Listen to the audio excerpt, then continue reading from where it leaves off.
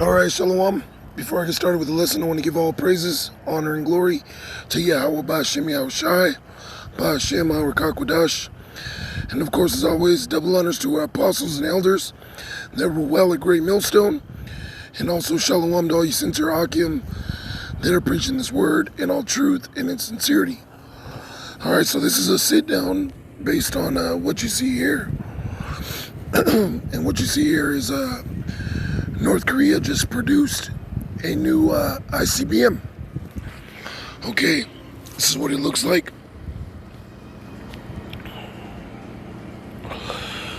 It says North Korea's new monster intercontinental ballistic missile. And what that means is, this missile, this type of missile, ICBMs, which stand for intercontinental ballistic missiles, are big missiles, okay, that travel from one continent to another.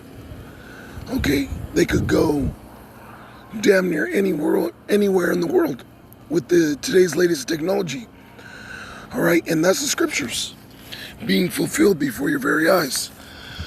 So I'm actually jump back right here.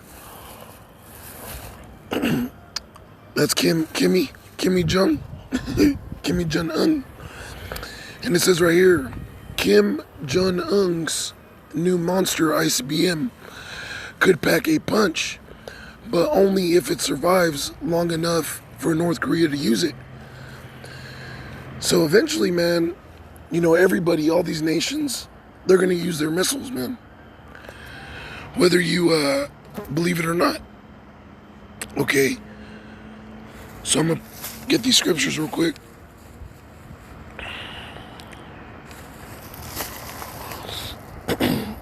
And I'm going to jump to the book of Joel. So it reads, Joel 2:1. It says, blow ye the trumpet in Zion and sound an alarm in mine holy mountain. And that's our job, man. We're out there on the highways and byways, on the streets. Okay, our job is to preach unto our fellow brethren, okay, which are Israelites, you so-called blacks, Hispanics, and Native Americans. All right, you're one nation of people. So it's our job to blow the trumpet. A trumpet is blown to give warning, okay, to give warning from a coming invasion, and also to give warning of feasts, okay, that we celebrate. Such as when the Sabbath would come in, the new moon, there was a trumpet that was blown, okay, with the Feast of Tabernacles, all these different high holy days. And also to warn our people of a coming invasion of these other nations, man. It says, sound an alarm in mine holy mountain. And the holy mountain of the Lord, all right, was the land of Israel, Jerusalem. And Jerusalem is a people before a place. Let all the inhabitants of the land tremble, for the day of Yahweh Ba'Shem Yahushai cometh, for it is nigh at hand. All right, so the day of the Lord is approaching. Okay, it's getting nearer and nearer unto the great and dreadful day of the Lord. Okay, the day of the Lord is not going to be a peaceful day. All right, it's not going to be all peaches and cream, man, so to speak. Let me jump to Amos 5 and verse 8. Slakia, verse 18. It says, woe unto you that desire the day of Yahweh, or the day of the Lord. When you read Lord in all capital, when you look it up in the Hebrew, it's the name of the Heavenly Father, which is Yahweh, which means He is or He exists. To what end is it for you? You got a lot of these people in these churches, other nations. They say, oh, I can't wait for the Lord to come back. Oh, I can't wait for Jesus to come back. But they don't understand the scriptures, man. They don't understand that the day of the Lord is a dreadful time. It says, to what end is it for you? Meaning, how is that going to benefit you? All right, what do you expect of it? Because people expect salvation.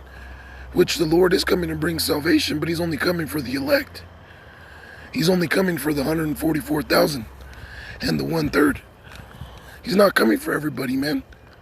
Because 2/3 of our people, they're still wicked. They're still wicked. Okay, they're still into their wicked ways, man. So the Lord, he ain't coming to save them, man. You know? And that's why we're set up to preach the truth, the gospel, the good news unto those that believe in the Lord, okay, but want to understand how to be saved. Because not everybody's going to make it, man. Not everybody's going to be saved. So the day of the Lord, or the day of Yahweh B'Hashem Yahushai, is darkness and not light. And this is out of the Bible, man. The book of Amos 5:18. So the day of the Lord is darkness. All right, it's going to be a very bad time. It's going to be dreadful. Martial law, Jacob's trouble. Okay, famines, plagues. Okay, nuclear war, which is the topic of right now. This is Matthew chapter 10 and verse 34. It says, "Think not that I am come to send peace on earth. I came not to send peace, but a sword." So there it is right there. The Lord, it's red letter. The Lord said himself, I'm not coming to bring peace. Although ultimately there is going to be peace. But at his return, okay, it's him putting all these other nations under his feet. Okay, judging the world. Okay, that's what the Lord is going to bring, judgment, before there's peace. It says, I came not to send peace, but a sword. And a sword represents bloodshed, man. Okay, that's what a sword represents. It represents slaughter. Okay, and ultimately, that sword that it's going to be used, that sword that's going to be used, is those nuclear missiles. Okay? Those missiles are going to be used. So let's jump back to the book of Joel. It says, a day of darkness, Joel 2:2. A day of darkness and of gloominess, a day of clouds and of thick darkness, as the morning spread upon the mountains.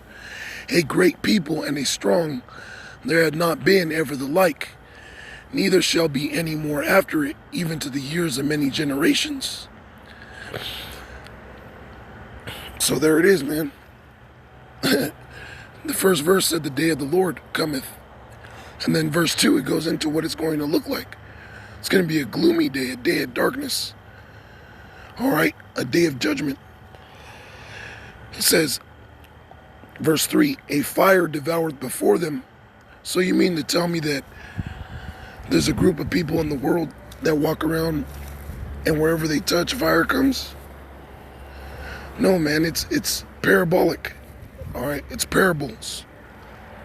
Okay, when you read in the book of Acts, the disciples asked the Lord, Yahushua, they said, why are you speaking unto these people in parables?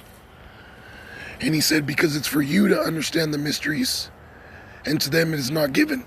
Because what comes with understanding the mysteries, understanding the Lord and all his wisdom, what comes with that is salvation, man. All right? But that's not given to everybody. That's only going to be given to the elect and the 1/3, which the 1/3 is the elect.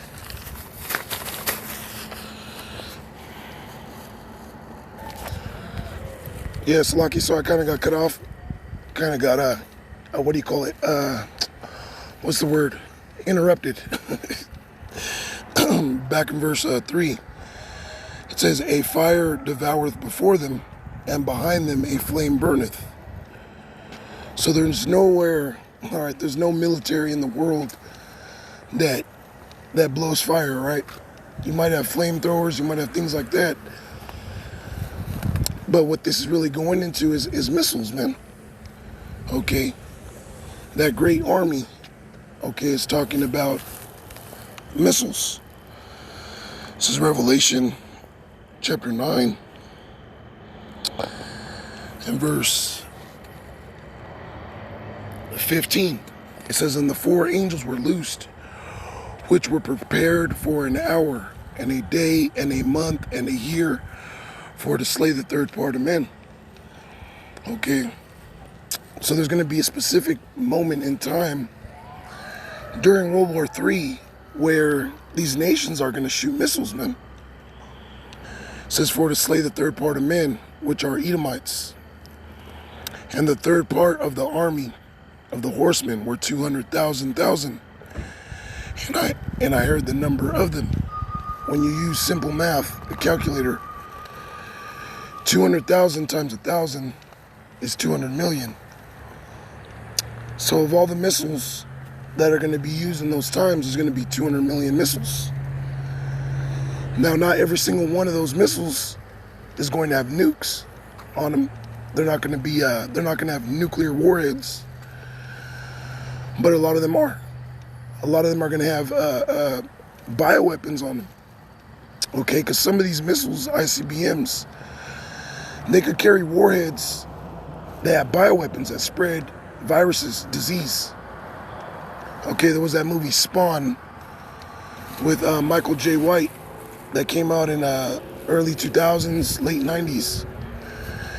And he's like a mercenary or whatever, and his boss, the villain, he has a bomb that he created, and he said that bomb will spread so much plague that it'll have SARS, I believe he said SARS, look like a common skin rash or seem as a common skin rash. Like if you were to compare them, okay, because these nations are working on bioweapons, man. America alone produces a lot of bioagents for warfare, okay. So it says right here, and the number of the army of the horsemen were 200,000, and I heard the number of them, and thus I saw the horses in the vision, and them that sat on them, having breastplates of fire and of jacinth and brimstone. And the heads of the horses were as the heads of lions, and out of their mouths issued fire and smoke and brimstone. You have the greatest scientists, discoverers in the world, and they have yet to find, horses with breastplates of fire, okay, and they have heads of lions. Once again, it's a parable, all right. It's a mystery. It's a riddle. Okay, this is referring to these missiles, man. It says, out of their mouths issue fire and smoke and brimstone. That's why you have what you call a warhead, all right, nuclear warhead. Out of those warheads issue fire and smoke and brimstone. It says the heads were as heads of lions.